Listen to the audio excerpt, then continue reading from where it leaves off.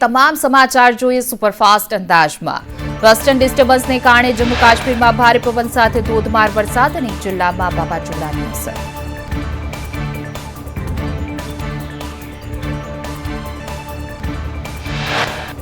જમ્મુ કાશ્મીરના ગુલમર્ગ, સોનમર્ગ અને પીર પંજાબ રેન્જની પર્વતમાળાઓ પર કરા પડ્યા છે। ખરાબ હવામાનને કારણે વિમાન સેવાઓ ખોરંભાઈ।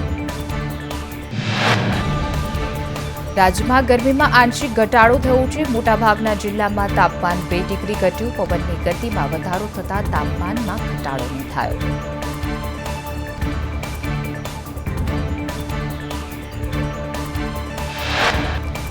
આજથી 2 દિવસ ભારે પવન ફૂંકાવાની આગાહી છે। રાજ્યમાં ધૂળની ડમરીઓ ઉડવાની આગાહી છે। અમદાવાદ સહિત અનેક વિસ્તારમાં ધૂળની ડમરીઓ ઉડવાની આગાહી।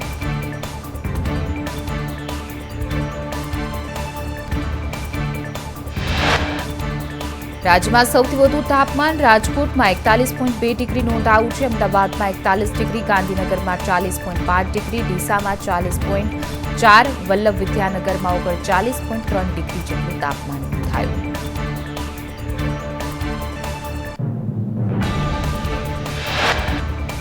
વડોદરામાં 40.2 ડિગ્રી, સુરતમાં 34 ડિગ્રી, ભુજમાં 38.4 ડિગ્રી, નલિયામાં 35.4 ડિગ્રી, કંડલામાં 40.4 ડિગ્રી, અમરેલીમાં 40.8 ડિગ્રી જેટલું તાપમાન નોંધાયું।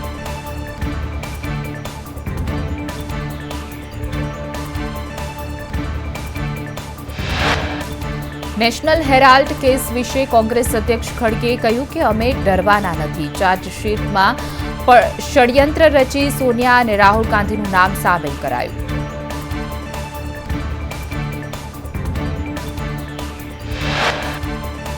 કોંગ્રેસ અધ્યક્ષના નિવેદન પર ભાજપે કહ્યું કે કોંગ્રેસ કાનૂની રીતે જવાબ આપે, રાજનીતિ ન કરે। વધુમાં કહ્યું, નહેરુ અને ગાંધી પરિવારે તમામ જવાબો આપવા પડશે।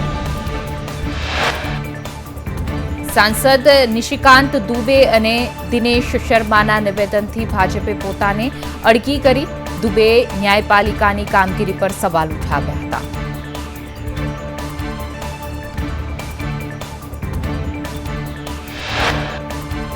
ભાજપના રાષ્ટ્રીય અધ્યક્ષ જેપી નડ્ડાએ દુબેના નિવેદનને તેમનું વ્યક્તિગત નિવેદન ગણાવ્યું। જેપી નડ્ડાએ કહ્યું, ભાજપે હંમેશા ન્યાયપાલિકાનું સન્માન કર્યું છે।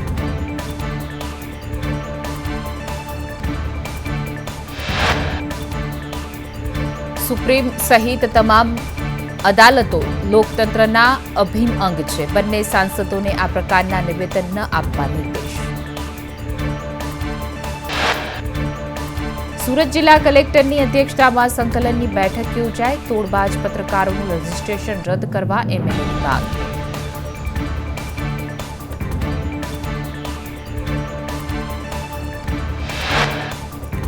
સંકલનની બેઠકમાં ધારાસભ્ય અરવિંદ રાણાની રજૂઆત। ધારાસભ્યએ કહ્યું, કથિત પત્રકાર ધાક ધમકી આપી ખંડણી ઉઘરાવે છે।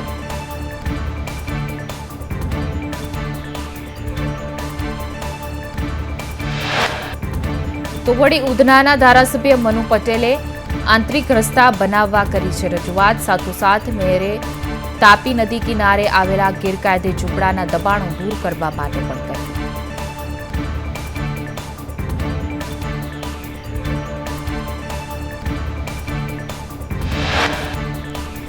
આજે રાજ્યમાં 21 જિલ્લામાં જીપીએસસી વર્ગ 1 અને 2ની પ્રિલિમ પરીક્ષા।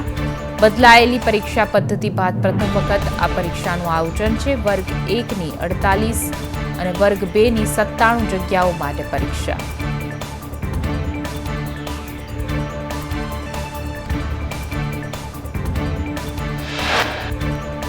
₹405 કેન્દ્રો પર 97,000 ઉમેદવારો પરીક્ષા આપશે। બપોરે 12 વાગે જીપીએસસી વર્ગ 1, 2ની પરીક્ષા શરૂ થશે। પોણા 2 કલાક પહેલા પરીક્ષા કેન્દ્રમાં પ્રવેશ અપાશે।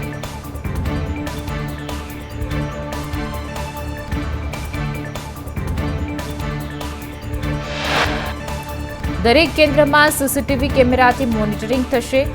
સીલબંધ પ્રશ્નપત્ર ઉમેદવારોની હાજરીમાં ખોલાશે। દિવ્યાંગ ઉમેદવારો માટે પણ ખાસ વ્યવસ્થા કરાઈ।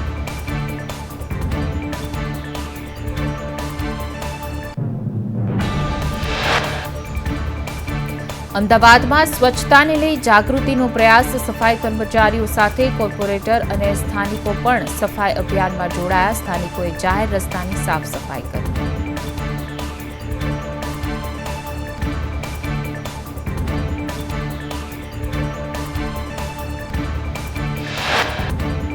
સુરતમાં આઈસ ગોળાના 18માંથી 4 સેમ્પલ ફેલ થયા છે. મહાનગરપાલિકાએ અલગ અલગ 13 જગ્યાઓથી નમૂના લીધા છે. 35 કિલો સિરપ અને ક્રીમનો નાશ કરવામાં આવ્યો છે.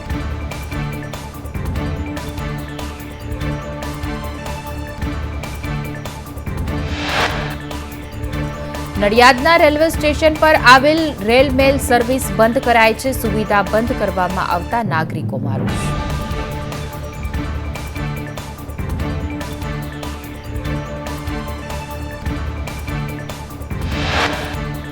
અમદાવાદમાં સરસપુર રણછોડરાય મંદિર રીડેવલપમેન્ટ કરવાનું શરૂ કરાયું છે. દર્શનાર્થીઓને હાલાકી ન પડે તે માટે મંદિર મોટું કરાશે.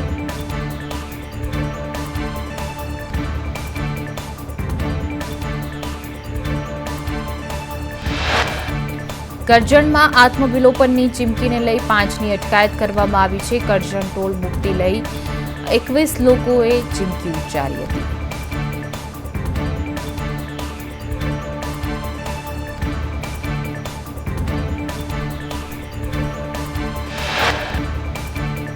પાટણના સિદ્ધિ સરોવરમાં યુવક ડૂબ્યો. સિદ્ધિ સરોવર નજીકથી યુવકનું બાઇક મળી આવ્યું છે. ફાયર બ્રિગેડના જવાનો યુવકની શોધખોળ હાથ ધરી.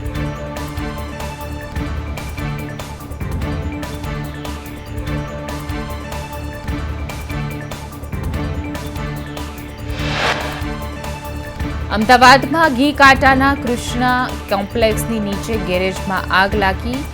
આગમાં 3 કાર બળીને ખાખ થઈ. ફાયર વિભાગ દ્વારા આગ પર કાબુ મેળવવામાં આવ્યો.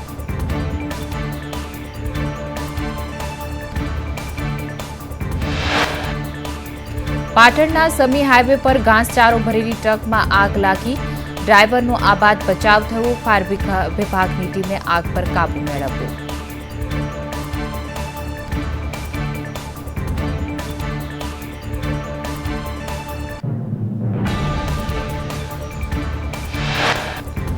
અમદાવાદમાં વ્યાજખોરોનો ત્રાસ યથાવત છે. ઘનશ્યામસિંહ વાઘેલા, ગૌતમ શર્મા સામે ફરિયાદ નોંધાઈ છે. વ્યાજનું વ્યાજ ગણી વ્યાજખોરો ₹1.12 કરોડની માંગણી કરતા હતા.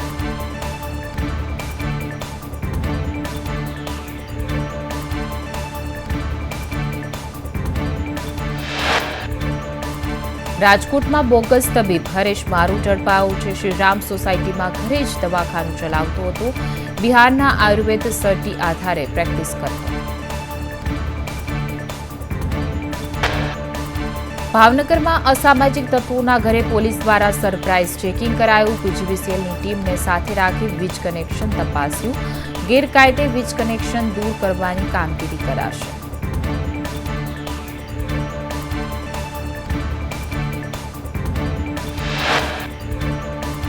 અંકલેશ્વરમાં બાળકી સાથે દુષ્કર્મ આચરનાર આધેડને આજીવન કારાવાસની સજા. આ સાથે બાળકીને ₹7 લાખનું વળતર ચૂકવવાનો હુકમ કરવામાં આવ્યો.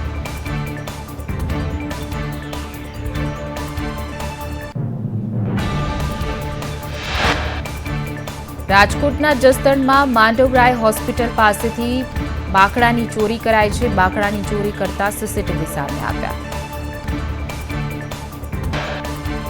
સુરતમાં આરટીઆઈ તોડકાંડમાં કોંગ્રેસ નેતા અવધેશ રાજપૂતની ધરપકડ. ઉધના પોલીસે ખંડણી પ્રકરણમાં ધરપકડ કરી. બાંધકામ ગેરકાયદે હોવાનું કહી આરટીઆઈ કરી હતી. સુરતમાં શિક્ષકને ડિજિટલ અરેસ્ટ કરનાર ઝડપાયો છે. સાયબર ક્રાઇમે વધુ 7 આરોપીને ઝડપી પાડ્યા છે. ડિજિટલ અરેસ્ટ કરી શિક્ષક પાસેથી 20 લાખ પડાવ્યા હતા.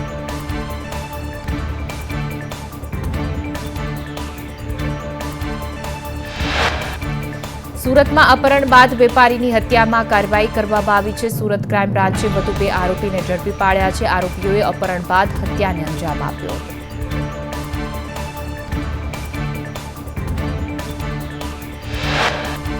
બોટાદની ગઢડા પોલીસે હત્યાના આરોપી જનક ભીડભડિયાને ઝડપી પાડ્યો છે. આરોપીએ પ્રેમિકા સાથે મળીને પ્રેમિકાના પતિની હત્યા કરી હતી.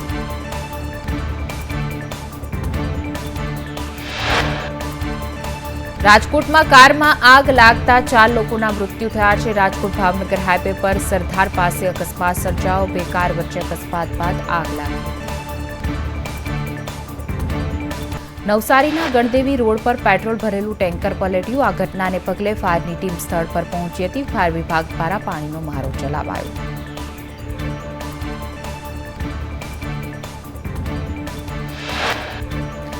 ખંભાતમાં એમજીવીસીએલના કર્મચારી દિલીપ સોલંકીનું કરંટ લાગતા મૃત્યુ થયું. કર્મચારી લોખંડના થાંભલા પર ચડ્યો હતો. થાંભલા પર કામ કરતા સમયે સર્જાયો અકસ્માત.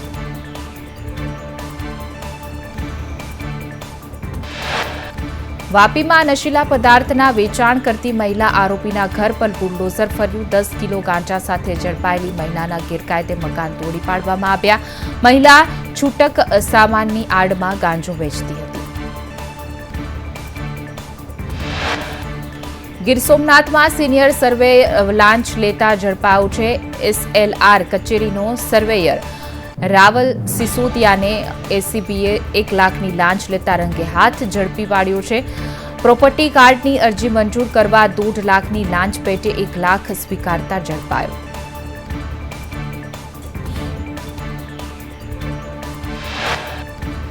નવસારીમાં ફિશરીઝનો લાંચિયો અધિકારી ઝડપાયો છે. બોટની સબસિડી અને નામ ટ્રાન્સફર માટે લાંચ માંગનાર આસિસ્ટન્ટ સુપ્રિન્ટેન્ડન્ટ દીપક ચૌહાણ ઝડપાયો છે.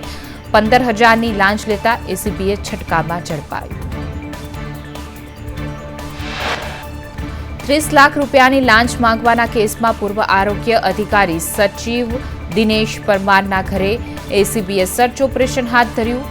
એસીબીએ આરોપીનું બેંક લોકર સીઝ કરીને આગળની કાર્યવાહી હાથ ધરી.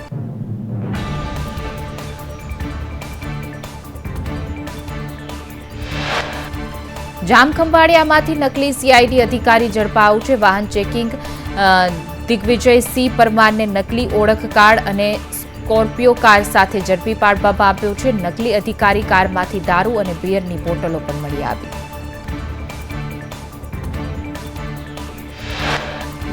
આરોપી દિગ્વિજયસિંહ કારમાં વાદળી અને લાલ લાઇટ લગાવી ફરતો હતો. સાયરનવાળી કારમાં સીઆઈડી અધિકારીનો રોફ જમાવતો ધોળકાના ગાંગડ ગામના નકલી અધિકારીની અટકાયત કરી તપાસ આદરી.